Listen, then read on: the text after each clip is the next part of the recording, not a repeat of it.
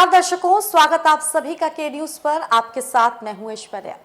Corona की दूसरी लहर अपने चरम पर है और लगातार ये कई मरीजों को जो कि गंभीर स्तर पर संक्रमित हो चुके हैं उन्हें अपने आहोश में ले रही है। आज बात करेंगे उन पंचायत चुनाव के बारे में जो कि अपने 4 चरणों में समाप्त हो गए, लेकिन उनके समाप्त होने के बाद वो तमाम शिक्षक जो चुनाव में ड्यूटी पर थे और जो कर्मचारी जो चुनाव में ड्यूटी के पर थे उस दौरान संक्रमित हुए और उनकी मौत हुई। चर्चा का विषय रहेगा, सवाल पूछा जाएगा कि आखिर इन मौतों का जिम्मेदार कौन है।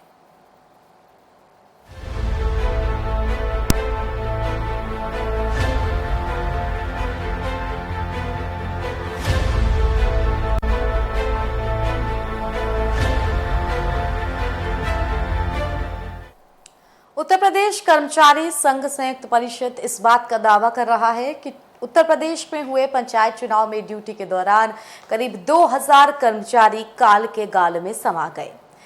ये सारे वही कर्मचारी थे जिनमें लगभग 1000 शिक्षक की संख्या बताई जा रही है जो कि पंचायत चुनाव में अपनी ड्यूटी लगने के बाद संक्रमित हुए। यहाँ पर शिक्षक संघ भी इस बात का दावा कर रहा था कुछ दिन पहले कि 700 से ज्यादा शिक्षक असमय ही पंचायत चुनाव में संक्रमित होने के कारण काल के गाल में समाये और यही संख्या बढ़ते बढ़ते लगभग 1000 का आंकड़ा पार करने को है।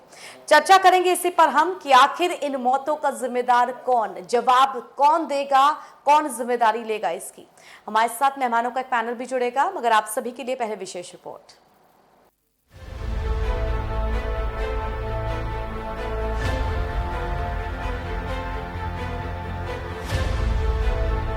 उत्तर प्रदेश में कोरोना की दूसरी लहर का संक्रमण अपने चरम पर है और हाल फिलहाल हुए पंचायत चुनाव को लेकर जो परेशानियां खड़ी हुई हैं, उनसे हर कोई जूझ रहा है। परेशानी गांव देहातों में संक्रमण तेजी के साथ फैलाने की और उससे भी बड़ा सवाल जिन कर्मचारियों ने पंचायत चुनाव के दौरान अपनी जान गंवाई, उनकी मौतों का जिम्मेदार कौन है। जी हां, उत्तर प्रदेश कर्मचारी संघ संयुक्त परिषद का दावा है कि यूपी पंचायत चुनाव में ड्यूटी के दौरान 2000 से ज्यादा लोगों की मौत हुई है। इनमें करीब 1000 शिक्षक थे।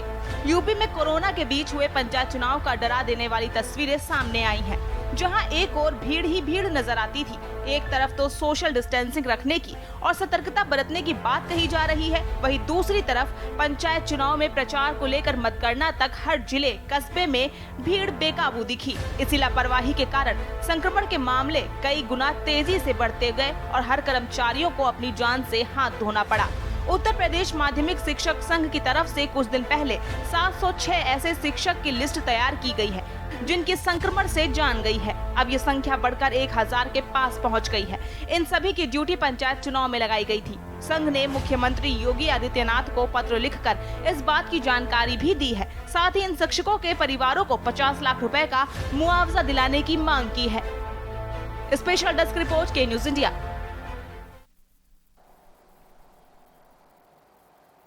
तो जब उत्तर प्रदेश में कोविड अपने चरम पर था, तब पंचायत चुनाव के दूसरे और तीसरे चरण बाकी थे। इन चरणों को रोकने की भी बात कही गई थी और अगर चुनाव करा लिए गए तो मतगणना को भी रोकने की बात कही गई थी, लेकिन ये सारी प्रक्रिया अपने ही तय समय से हुई। इसका नतीजा उन कर्मचारियों को, उन शिक्षकों को भुगतना पड़ा अपनी जान दे करके, जो इन सब कार्यक्रमों के दौरान संक्रमित हो गए। चर्चा करेंगे हम और बिना देर किए उन मेहमानों से आपका परिचय करा देते हैं जो इस चर्चा में हमारे साथ जुड़े हुए हैं। हमारे साथ हरिकिशोर तिवारी जी जुड़े हुए हैं। आप अध्यक्ष हैं राज्य कर्मचारी संयुक्त परिषद का। बहुत स्वागत आपका हरिकिशोर जी हमारी इस चर्चा में। साथ ही हमारे साथ डॉक्टर आर.पी. मिश्रा जी जुड़े हुए हैं, प्रदेश मंत्री हैं शिक्षक संघ के। Doctor RP. मिश्रा सर, बहुत स्वागत आपका। और हमारे सहयोगी संवाददाता अभिषेक हमारे साथ जुड़े हुए हैं। अभिषेक, बहुत स्वागत आपका। सबसे पहले हरिकिशोर जी, आपके पास में आना चाहूंगी। लगातार इस बात को चेताया जा रहा था सरकार को हर तरफ से, चाहे वो कर्मचारी संघ हो या शिक्षक संघ हो, कि उतना प्रोटोकॉल्स का पालन नहीं हो पा रहा है, भीड़ काफी बढ़ जाएगी, संक्रमण इस वक्त बहुत ही पीक पर है। आप देख रहे हैं मौतों का आंकड़ा बढ़ रहा है, फिर भी सारी जो प्रक्रियाएं हैं वो तय समय से हुई। क्या मानेंगे आप, कहां स्थिति को भांपने में प्रशासन फेल हुआ या इसे जानबूझकर की गई लापरवाही कहेंगे आप? सरकारों को, हम लोगों का हमेशा आरोप रहता है कि सरकारों को हमेशा ये ब्यूरोक्रेट चलाते हैं और ये नीचे के बिना किसी धरातल की स्थिति को जाने हुए चलाते हैं। हम लोग बराबर कहते रहे, हम लोग मान्यता प्राप्त संगठन है प्रदेश के, हम लोग जब बताते हैं कि लिखते हैं, सबसे बात करते हैं कि भाई समस्या आ रही है, इनके पास एलआईयू का तंत्र सारी बिजनेस और उनसे राय ले सकते हैं ये, परंतु उनको आजकल कोई नहीं देखा जा रहा है, सब कुछ तय कर देते हैं, पूरा भविष्य देश का और उसका भविष्य करते हैं। यही विडंबना है यहाँ की। हम लोगों ने सबने सारे संगठनों ने मिल अलग अलग चिल्लाया, सारे संगठनों ने फिर मिलकर चिल्लाया, सबसे मिले, सबसे बात हुई, और उसके बाद भी जब ये नहीं माने, तो जब हम लोगों ने देखा कि जब ये मतगणना आ रही थी, तो उसके पहले काफी कहने के बाद भी नहीं माने, तो सुप्रीम कोर्ट में मुकदमा हुआ, उसमें हम लोग अपीयर हो गए। मैं खुद उसमें गया, शिक्षक संघ भी उसमें गए, और वहां जाकर हम लोगों ने अपना पक्ष रखा। लेकिन वहां चुनाव आयोग ने अपने वकीलों को रखा और उन्होंने कहा मैं कर्फ्यू लगा दूंगा, मैं ये व्यवस्था कर दूंगा, वो व्यवस्था कर दूंगा। इतने लोक लुभावन उन्होंने अपने वादे दिखाए वहां माननीय न्यायालय को कि वो उनकी बात मान गए।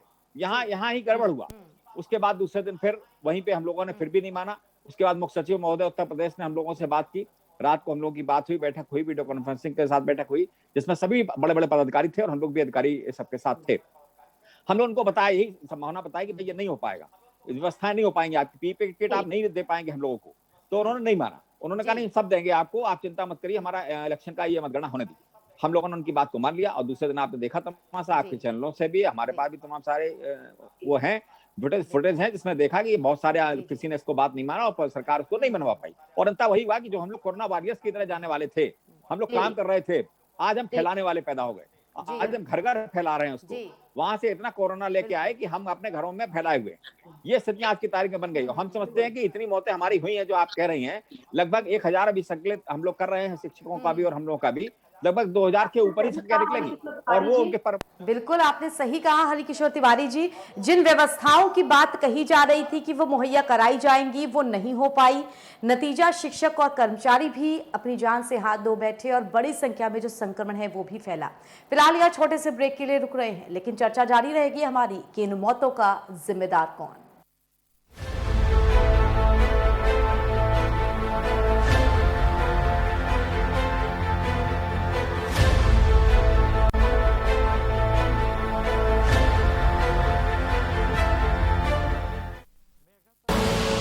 आप देख रहे हैं के न्यूज, खबरों का सारथी।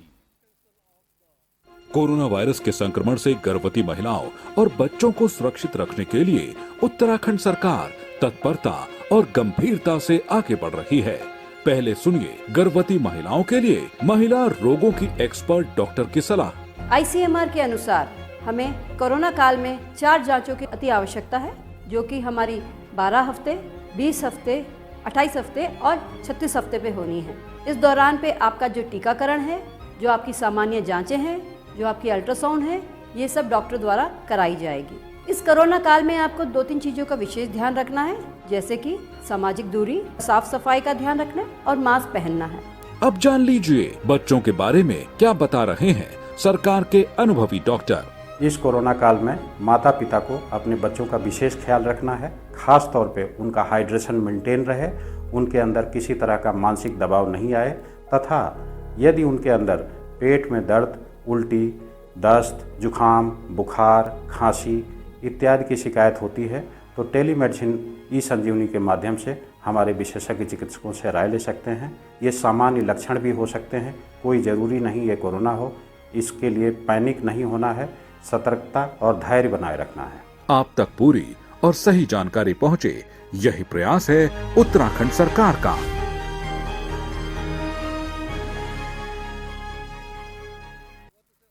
पर ये दिल है कि चख रहा है उन्हीं अल्फाजों का दूर कितना भी जाओ, इस जुबान से दूर ना जा पाओगे। विमल, बोलो जुबान केसरी। स्वाद और खुशबू में झूम के भाई लेके आए गोल्डी मसाले। गोल्डी मसाले, खुशबू और स्वाद ऐसा तो रिश्तों में गुस्सा कैसा।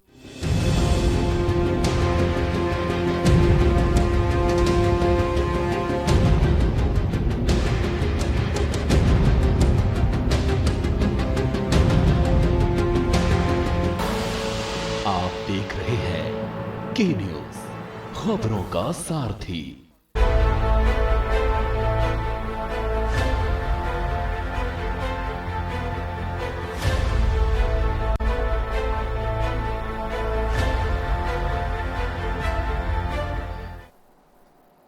ब्रेक के बाद स्वागत आपका। लगातार हम चर्चा इस बात को लेकर के कर रहे हैं कि पंचायत चुनाव के दौरान जो कि उत्तर प्रदेश में कराए गए, जिनके अब नतीजे निकल चुके हैं, उन पंचायत चुनाव में लगी ड्यूटी के दौरान जो शिक्षक और कर्मचारी संक्रमित हुए और फिर उनकी मौत हो गई, आखिर इन मौतों का जिम्मेदार कौन है?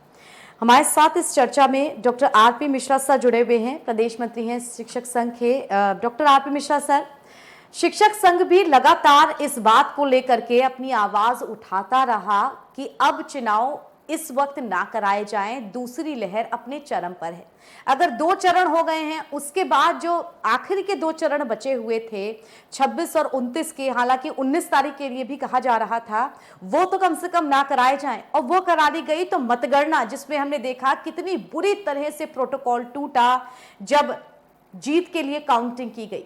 ऐसे में तमाम वो शिक्षक जो इस पंचायत चुनाव में झोंक दिए गए, जो संक्रमित हुए, जिन्होंने अपनी जान गंवाई, किसे जिम्मेदार मानते हैं आप, किसे जवाबदेह मानते हैं आप इसके लिए? संक्रमण के परिणाम आने लगे थे, शिक्षक संक्रमित हो रहे थे, शिक्षकों की डेथ हो रही थी और बड़ी खराब स्थिति आ गई थी। हमारे उत्तर प्रदेश शिक्षक महासंघ के अध्यक्ष डॉक्टर दिनेश चंद्र शर्मा जी ने और संगठन के माध्यमिक शिक्षक संघ के अध्यक्ष जो शिक्षक महासंघ के संयोजक है माननीय हेम सिंह कुंडीर जी ने पत्र लिखा था शासन को, या तो ये स्थगित करा दीजिए चुनाव, या चुनाव में पूरे कोविड प्रोटोकॉल का पालन कराया जाए, क्योंकि शिक्षक संक्रमित हो रहे हैं। और उस समय लगभग 139 शिक्षकों की डेथ हो चुकी थी पूरे प्रदेश में। इस पर ध्यान नहीं दिया गया। इसके बाद फिर जब दोनों चुनाव का चरण करा लिए गए, मतदान करा लिया गया, तीसरे और चौथे का, तो एक सूची हमारे उत्तर प्रदेश शिक्षक महासंघ के अध्यक्ष डॉक्टर दिनेश चंद्र शर्मा जी ने 706 शिक्षकों की सौंपी जिनकी डेथ हो चुकी थी कि अब मतगणना स्थगित करा दीजिए, मतगणना बढ़ा दीजिए, इसको अभी न कराइए, क्योंकि अभी इस मतगणना में भी काफी संक्रमण होगा और शिक्षकों की मौत होगी। और ये 706 शिक्षकों की जो सूची सौंपी थी वो केवल प्राथमिक शिक्षक थे, इसमें माध्यमिक शिक्षक सम्मिलित नहीं थे। और तीसरे चरण के बाद जो संक्रमित हुए, जिनकी डेथ हुई या जो इसके बाद होनी थी, वो अलग है। तो लगभग इसकी संख्या 1,500 से ऊपर होगी। अगर कर्मचारियों को मिला लिया जाए तो ये हजारों में संख्या पहुंचती है।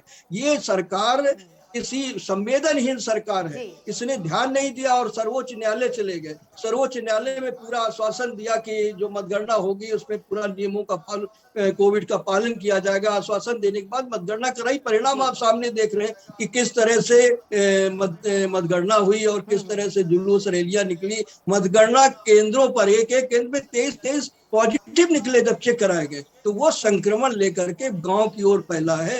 अब जो हमारे बहुत से शिक्षक पहले मृत हो गए हैं, उनके लिए मांग की गई थी कि 50 लाख उनको मुआवजा दिया जाए, उनके एक परिवार में एक व्यक्ति को शिक्षक की नौकरी दी जाए, अगर वो ग्रेजुएट है और ट्रेंड नहीं है तो उसे शिक्षक के रूप में नियुक्त किया जाए, ट्रेनिंग बाद में कराई जाए, उनका खर्चा जो भी इस संक्रमण के दौरान खर्च हुआ, क्योंकि ये शिक्षक अपने परिवार में भी ये संक्रमण फैला है। तो ये बहुत बड़ी एक तरह से त्रासदी हुई है इस तरह से, और ये जानबूझ करके किया गया, क्योंकि अगर ये पालन नहीं कर सकते थे कोविड का, ऐसा बचाव नहीं कर सकते थे, सबको ले जा करके पूरा झोंक दिया। तो बहुत ही स्थिति खराब है यहाँ पर। अभी कोई उसके लिए बहुत ही स्थिति गंभीर रही उस वक्त, और उस गंभीर स्थिति में संवेदनहीनता नहीं बरती गई, जितनी व्यवस्थाएं कही गई उनका इंतजाम नहीं हुआ। हमारे सहयोगी हमारे साथ अभिषेक जुड़े हुए हैं। अभिषेक, पंचायत चुनाव को जब के न्यूज ने कवरेज की थी तब लगातार इस बात को भी दिखाया गया था कि व्यवस्था देने की बहुत बात की जाती है, मगर जो मूलभूत सुविधाएं हैं वहां पर वो ही नहीं थी, जिनमें आप शौचालय और टीचर्स के लिए खाने पीने की बात करते हैं। इसके अलावा और सोशल डिस्टेंसिंग, उन सब की बातें जब कही जाती हैं तो वो कहां से होंगी? साफ तौर पे दिख रहा है कि ये लापरवाही है। इसमें कितनी ज्यादा जानें गई हैं और आखिर इसके लिए जिम्मेदार कौन है? तकरीबन 134 कर्मचारियों की जब मौत हुई थी कोविड के चलते, तब सुप्रीम कोर्ट में बाकायदा इस बात को लेकर पिटीशन थी। सुप्रीम कोर्ट ने सेल्फ प्रेजेंस मांगा था दोनों पक्षों की तरफ से। चुनाव आयोग के पक्ष की तरफ से ये रखी गई बात कि स्टैंडर्ड ऑपरेटिंग प्रोसीजर फॉलो किए जा रहे हैं, सभी जगह पे पैरामेडिकल स्टाफ मौजूद होगा, आइसोलेशन वार्ड्स बनाए जा रहे हैं, वैक्सीन वहां पे मौजूद रहेगी, साथ ही जो इलाज है वो मुकम्मल मौजूद रहेगा। अगर किसी को जरा से भी सिम्टम्स होते हैं उसे तुरंत वहां से आइसोलेट किया जाएगा और सोशल डिस्टेंसिंग और स्टैंडर्ड ऑपरेटिंग प्रोसीजर तो फॉलो किया ही जाएगा।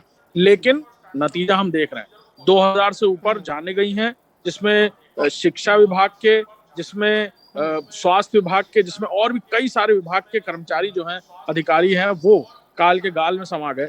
और वजह ये थी कि अगर सुप्रीम कोर्ट या हाई कोर्ट ये लगातार कह रहा था तो आखिर क्यों चुनाव टाले नहीं गए? आखिर किस बात का इंतजार किया जा रहा था? क्या ये समझ में नहीं आ रही थी बात कि पिछली बार जिस तरह कोविड का जो रिफॉर्म आया सामने और जिस स्ट्रेन से लोगों की मौतें होना शुरू हुई थी, उसके बाद ये स्ट्रेन बहुत हैवी आएगा, ये जनवरी में ही सरकार को जानकारी थी। उसके बावजूद इस बात की तैयारी नहीं की गई, चुनाव नहीं टाले गए, आनन फानन में चुनाव की डेट डिसाइड की गई, चुनाव आयोग की तरफ से भी रिजॉइंडर पर जवाब दिया गया। लेकिन इन सारी चीजों के बावजूद जिम्मेदारी किसकी बनती थी? जिम्मेदारी उस सरकार की चुनी बनती थी कि अगर पहले से ये बात जानकारी में थी जनवरी में ही कि ये स्ट्रेन इस तरह का भयानक आ सकता है, तो उसकी तैयारियां वैसे ही करनी चाहिए थी। बिल्कुल बिल्कुल, आपने सही कहा, जिम्मेदारी और जवाबदेही दोनों सरकार की है। अगर चुनाव में काफी ज्यादा देरी हो रही है और उनकी डेट तय है, तो एक दूसरा प्लान भी हमारे पास होना चाहिए कि हम महामारी से भी किस तरह जूझेंगे इस दौरान। फिलहाल दर्शकों, यहाँ एक छोटे से ब्रेक के लिए रुक रहे हैं, लेकिन ब्रेक के उस पार भी हमारी ये चर्चा जारी रहेगी।